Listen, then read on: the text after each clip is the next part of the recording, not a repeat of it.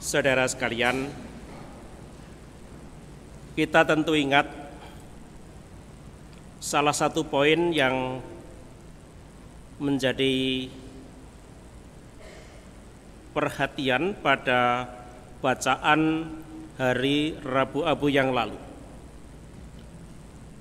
yaitu salah satu kewajiban agama adalah berpuasa.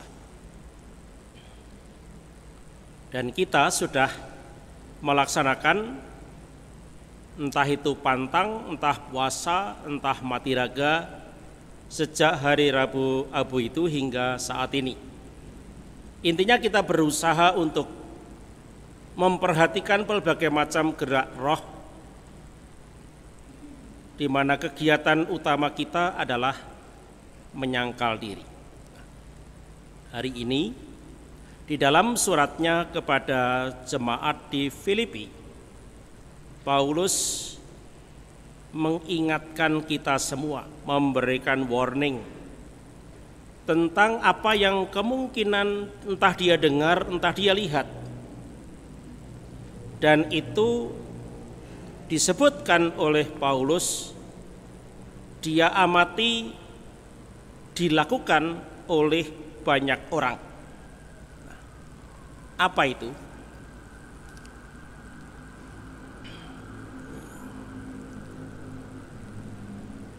Seperti yang telah kerap kali kukatakan kepadamu dan yang kunyatakan pula sekarang sambil menangis.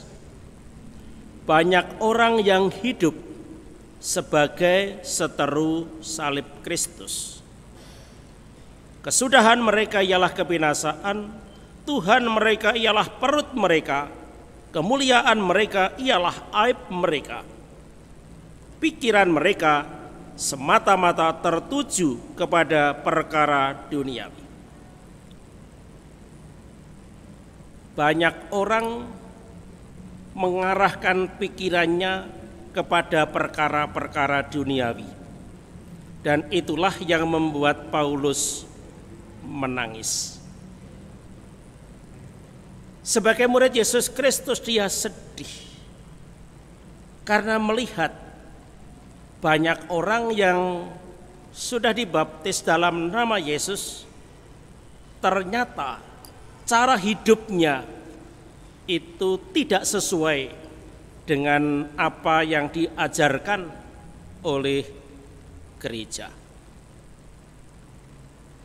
Kalau disebutkan bahwa pikiran banyak orang itu tertuju kepada perkara-perkara duniawi, itu artinya apa yang dikejar setiap saat, setiap hari dari pagi sampai malam, ya hal-hal seperti itu. Ada dua hal yang mungkin baik untuk kita jadikan gambaran. Yang disebutkan oleh Paulus di sini begini bunyinya, Tuhan mereka ialah perut mereka. Ini kalau dalam bahasa kita ini orang yang fokus hidupnya pada waduk, orang yang ngawulo waduk. Orang yang ngawulo waduk itu bukan hanya bahwa dia pikirannya makan, bukan sekedar makan, tetapi lebih pada kenikmatan makan. Yang dicari pertama-tama adalah makan enak.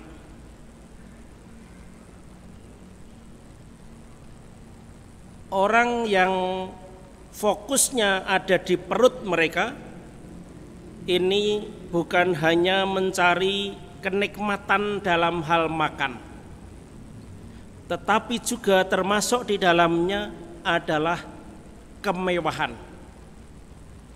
Bukan yang penting perut mereka kenyang, tetapi ini lebih daripada kenyang. Ini orang yang lebih cenderung berfoya-foya. Tentu ini bukan hanya perkara makan itu sendiri, tetapi bisa juga termasuk di dalamnya adalah minum. Makan dan minum yang enak-enak, yang mewah, yang mahal. Dalam bahasa sekarang mungkin ini disebut sebagai kelompok orang yang hedonis, orang yang mencari kenikmatan, dan itu lebih pada urusan mulut dan perut. Itu poin pertama yang dicermati oleh Paulus. Nah, kalau itu di dalam dunia kita saat ini, itu ada gejala yang kedua. Bukan hanya soal makan, tetapi orang yang suka pamer kekayaan, pamer harta. Ini yang di dalam bahasa sekarang disebut crazy rich. Crazy rich ini orang-orang yang punya latar belakang hidup susah, lalu dalam tempo sesingkat-singkatnya entah bagaimana kekayaannya berlipat sekian ratus kali dari sebelumnya. Lalu orang yang seperti ini muncul di medsos dan banyak orang terprovokasi. Kalau kamu ingin seperti saya, ikutilah jalan saya. Artinya apa? Ini orang yang bisa kaya dengan cepat, dengan mudah, bukan hanya dengan cepat, tetapi dengan mudah. Syukurlah bahwa ini tidak berlangsung lama. Artinya, memang sudah banyak orang terprovokasi, tetapi kita tahu berita terakhir menunjukkan bahwa crazy rich ini sekarang sudah ditangkap dengan tuduhan penipuan.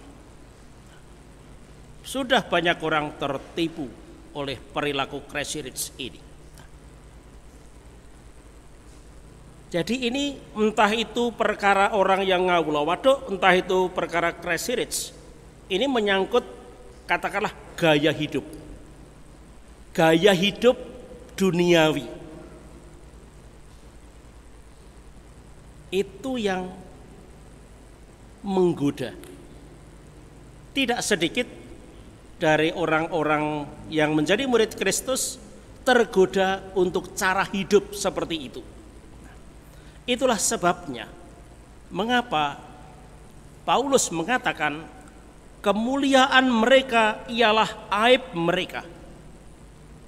Apa yang dulu mereka banggakan, mereka junjung tinggi, kekayaan, kenikmatan dan seterusnya, dan pada waktu ditangkap ingah-ingih. Itu artinya ya nggak bisa lagi mempertanggungjawabkan apa yang dulu dia pamerkan, menjadi aib.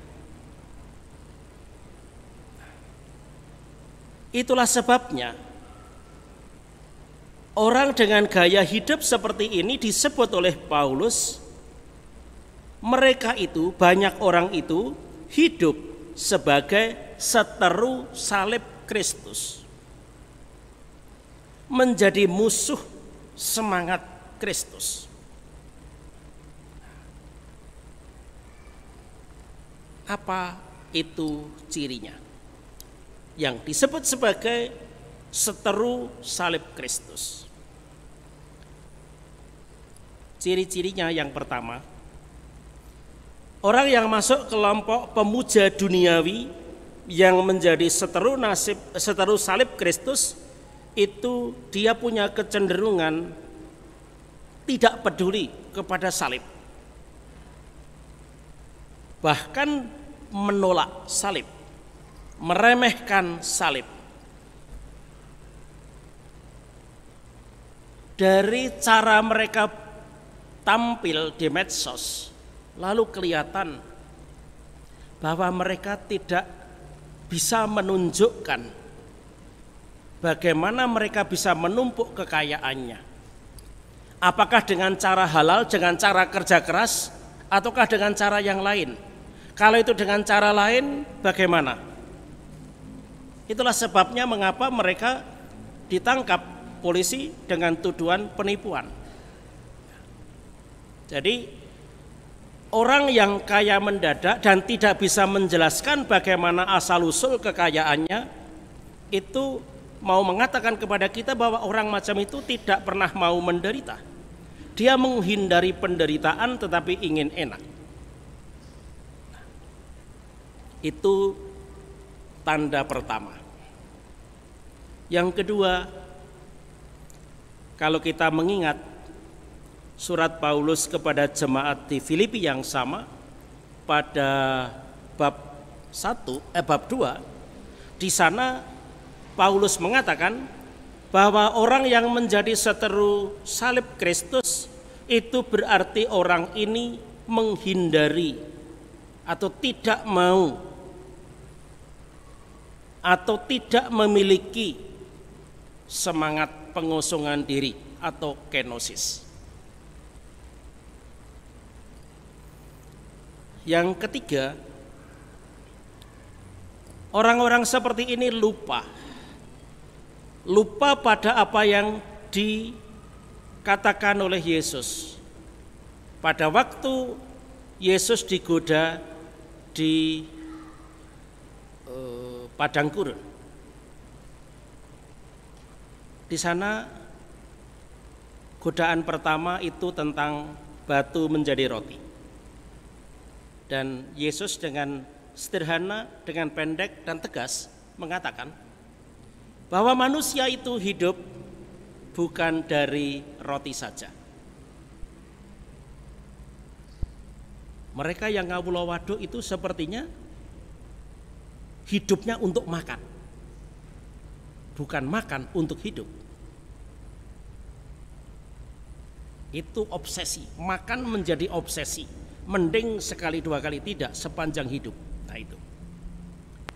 Lalu yang sabda Yesus yang kedua itu dapat kita temukan di dalam Injil Matius. Yang pertama pada bab 10 ayat 38.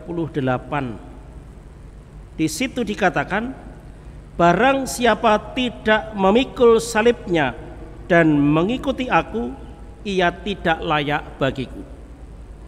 Jadi orang-orang yang menjadi seteru salib Kristus, dia tidak mampu memikul salib.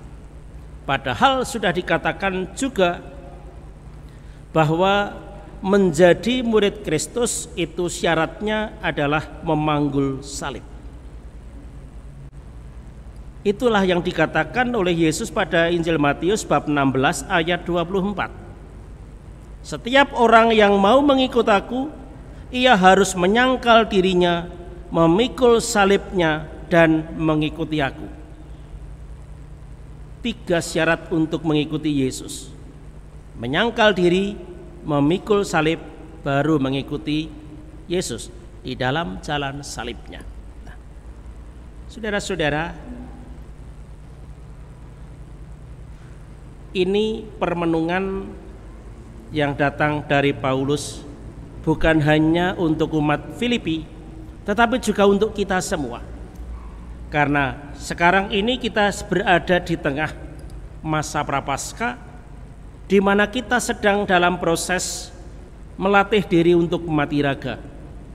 Maka sinyal-sinyal yang ditemukan dan disampaikan oleh Paulus kepada jemaat di Filipi ini baik juga untuk kita cermati.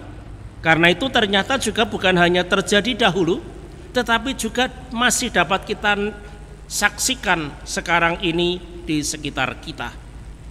Kapankah kita merasa tergiur dan mungkin sudah masuk entah dalam entah tidak. Tapi hati-hati, kesudahan mereka ialah aib mereka. Jangan sampai kita yang menjadi murid Kristus menghadapi hal yang sama. karena terlalu ambisi untuk kaya dalam tempo singkat dengan cara yang mudah, lalu nanti diceritakan, oh si A, si B, si C, umat Girisonta ternyata kena tipu. Lah itu soal. Kenapa kena tipu? Lah karena terlalu bernafsu mengejar harta duniawi tadi. Nah, saya kira itu saja catatan saya. Mari kita berdiri meneguhkan iman kita dengan syahadat para rasul.